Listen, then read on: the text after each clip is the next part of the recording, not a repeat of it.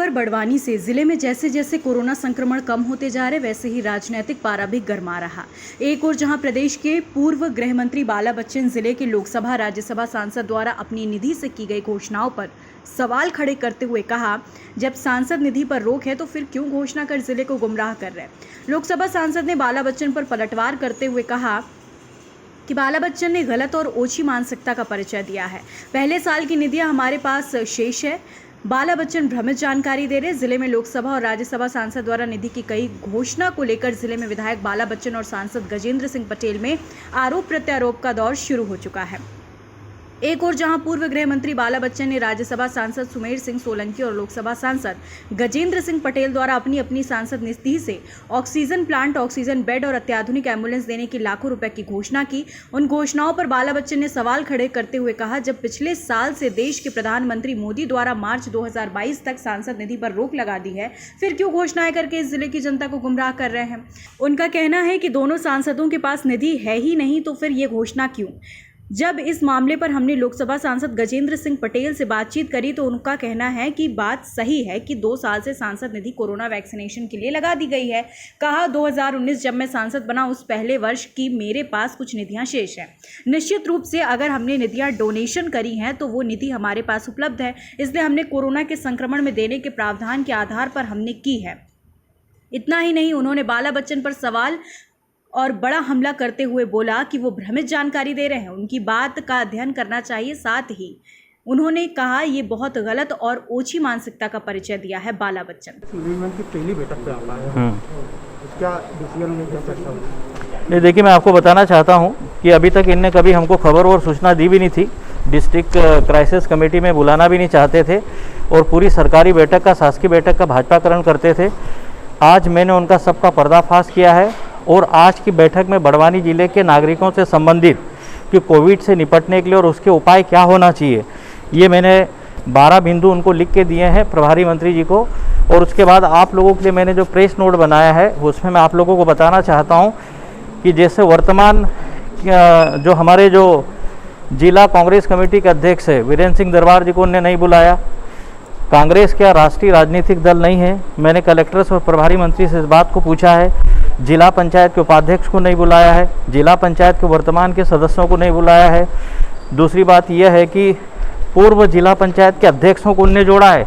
तो मैंने उनसे ये भी पूछा है कि वर्तमान में जिला पंचायत के उपाध्यक्ष रमेश चौहान है, वर्तमान के जिला पंचायत के सदस्य उनको क्यों नहीं, या हमारे भी पूर्व जिला पंचायत के अध्यक्ष रहे, विधायक रहे, उनको क्यों नहीं। यह सब सारी बातों को देखते हुए स्पष्ट होता है कि वो भाजपाकरण सरकारी बैठकों का और मीटिंगों को करना चाहते हैं और आज तक हमको सूचना देकर बुलाना ही नहीं चाह रहे थे। आज मैं पहली बार आया और मैंने सारी बातें, सारे मुद्दे रखे हैं। मैंने दोनों सांसदों से भी ये सवाल किए हैं कि जब सांसद विकास निधि है ही नहीं, ये मैं लिख के भी दे रहा हूँ आप लोगों को। मैंने राज्यसभा सांसद जी से भी पूछा है, सुमेर सिंह सोलंकी जी से, कि आपने 21/4 को पत्र लिखा था कि सांसद विकास निधि से, तो आप या देश के प्रधानमंत्री जी जिन्होंने रोक लगाई है सांसद विकास निधि को मार्च 2022 तक, तो गलत पत्र लिख के जिले की जनता को गुमराह क्यों कर रहे हैं। और यही चीज़ मैंने गजेंद्र सिंह पटेल जी से भी पूछा है, जब कल उन्होंने 40 लाख रुपए का सांसद निधि से आईसीयू के ऊपर कोई एक वार्ड का भूमि पूजन किया है, तो राशियाँ दोनों के पास नहीं, उसका कोई जवाब दे नहीं पाए हैं। तो पूरी बैठक का अभी तक भाजपाकरण करते आते रहे हैं और उन मुद्दों को आज हमने हमारे साथियों ने उठाई, इन बातों को। मैं भी आप लोगों के लिए प्रेस नोट आया हूँ। बाकी की जो सारी देखिए प्रेस नोट में ये उल्लेख है कि एक तो ये सुमेर सिंह सोलंकी जी का लेटर लगा है। दूसरा मैं आप लोगों को बताना चाहता हूँ कि ये जो 27 लोगों के जो नाम हैं, ये 27 लोगों के जो नाम है, जिस तरह से उन्होंने जो शासकीय कमेटी जो होना चाहिए, डिस्ट्रिक्ट क्राइसिस कमेटी में सब पार्टी के दल और सब तरह के लोग होना चाहिए, उसका भाजपाकरण कैसा किया है वो मैं आप लोगों को ये पूरे प्रेस नोट बनाकर लाया हूँ। इसमें मैं आप लोगों को सबमिट कर रहा हूँ, आप लोगों को मैं दे रहा हूँ। कलेक्टर तो भाजपा का एजेंट बोला है, बिल्कुल ये इन सब चीज़ों से स्पष्ट होता है। मैंने जो बोला था उसकी आज पुष्टि होती, मैंने ये बात आज बोली भी है उनको, मैंने ये चीज़ें, और मैं आप लोगों को लिख के दे रहा हूँ कि अकेले अगर किसी एक राजनीतिक पार्टी के लोगों को सपोर्ट करेंगे तो वो ये कोई शासकीय बैठक है और शासकीय मीटिंग कैसे हो सकती है, और आगे भी रोकने के लिए क्या उपाय होना चाहिए, उससे संबंधित कोई कुछ भी नहीं है। मैं आप लोगों को बताना चाहता हूँ कि आज जो अनुकंपा नियुक्ति पे चर्चा होना था, मीटिंग होना चाहिए, उस पर एक शब्द भी नहीं हुआ। उस पर कोई चर्चा ही नहीं, उस पर कोई मीटिंग में कोई डिस्कशन, कोई मंथन नहीं हुआ है। दादा भाई, ये प्रेस नोट में आप लोगों को सबमिट कर रहा हूँ। मैनेजमेंट की बैठक की अनलॉक को लेकर क्या डिसीजन ले रहा है? मुझे लगता है कि विगत 2 महीने से पूरे प्रदेश में या देश में कई स्थानों पर कोरोना के बढ़ते संक्रमण के कारण लॉकडाउन था और मध्य प्रदेश के मुख्यमंत्री माननीय शिवराज जी, हमारे प्रदेश के अध्यक्ष माननीय विष्णुदत्त शर्मा जी के नेतृत्व में सरकार और संगठन ने मध्य प्रदेश में अनेक स्थानों पर अलग अलग संक्रमित पाए जाने वाले जिलों में जिस प्रकार से लॉकडाउन की पद्धति को लागू किया गया, तो हमने मध्य प्रदेश में कोरोना को कंट्रोल भी किया और कई जिले हम अभी शून्य हो गए। मैं आज इस क्राइसिस कमेटी की बैठक के बाद में मध्य प्रदेश के मुख्यमंत्री माननीय शिवराज जी, हमारे प्रदेश के अध्यक्ष माननीय विष्णुदत्त शर्मा जी को हृदय से आभार व्यक्त करता हूँ और मैं बधाई भी देता हूँ।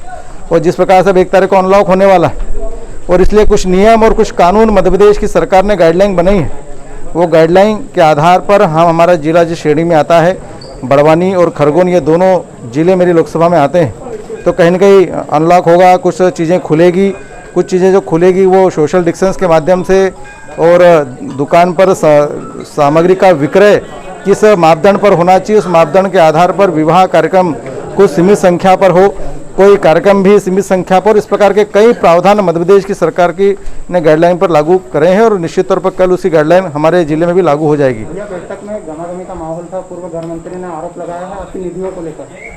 मुझे लगता है जहाँ पर पूरा देश कोरोना के संक्रमण से लड़ रहा है वहाँ पर राजनीति न करना चाहिए और कांग्रेस के लोगों ने से हमेशा से ही किसी भी परिस्थिति में राजनीति करें, भले वो हमारे कोरोना टीका को मौत का टीका बोले हो, हम जान बचाने की बात करते हैं, वो जान लेने की बात करते हैं। जहाँ सांसद निधि, विधायक निधि जहाँ पर इस कोरोना संक्रमण के लिए दी जा रही है, जहाँ पर आज पूरा देश की जनता भी, सामाजिक लोग कहीं न कहीं डोनेशन करके, कहीं न कहीं ऑक्सीजन प्लांट है, कई जगह ऑक्सीजन सिलेंडर हैं, कई जगह ऑक्सीमीटर है, ऐसे अनेक प्रकार की सामग्री जो डोनेशन दे रहे हैं। तो अगर विधायक निधि, सांसद निधि, किसी मंत्री की निधि अगर कोरोना के संक्रमण से व्यवस्था बनाने में अगर निधि दी जा रही है तो उसका प्रश्न चिन्ह लगाना कहीं न कहीं घृणित मानसिकता को उजागर करता है। ने कहा है कि निधियां है नहीं, उसके बाद क्यों जारी की जा रही है? मुझे लगता है कि वो वरिष्ठ नेता हैं कांग्रेस के, उनको इस बात का ध्यान होना चाहिए कि निधियां, ये बात सही है कि 2 साल की सांसदों की निधि कोरोना के लेकर वैक्सीनेशन में लगा दी गई, परंतु उन्हें ये ध्यान नहीं है कि जब पहला साल हमारा 2019 में जब मैं सांसद बना था, उस समय की साल की कुछ निधियां हमारे पास शेष बची है और निश्चित तौर पर अगर हमने कोई निधि डोनेशन करी है तो वो कहीं न कहीं निधि हमारे पास उपलब्ध है, उसी के आधार पर हमने कोरोना के संक्रमण में देने के प्रावधान के आधार पर हमने की है और इसलिए उनका आरोप निराधार गलत है। वो भ्रमित जानकारी दे रहे हैं, उसका अध्ययन करना चाहिए, इस बात पे अध्ययन करके उन्हें बोलना चाहिए। वो भ्रम की जानकारी पैदा करके जिस प्रकार से वैक्सीनेशन के बारे में नेगेटिव पैदा कर रहे हैं कांग्रेस के लोग, कांग्रेस के समर्थित लोग, कहीं ना कहीं मुझे लगता है कि इस प्रकार की भ्रमित जानकारी को लेकर वो अपने बयान दे रहे हैं, बहुत गलत और बहुत उच्ची मानसिकता का परिचय देती है। खबर भारतवर्ष के लिए बड़वानी से आदित्य शर्मा की रिपोर्ट। अपने शहर, अपने प्रदेश की ताजा खबरों के लिए लाइक करें, शेयर करें, सब्सक्राइब करें और हाँ, बेल आइकन दबाना ना भूलें, क्योंकि खबर हमारी, फैसला जनतंत्र का।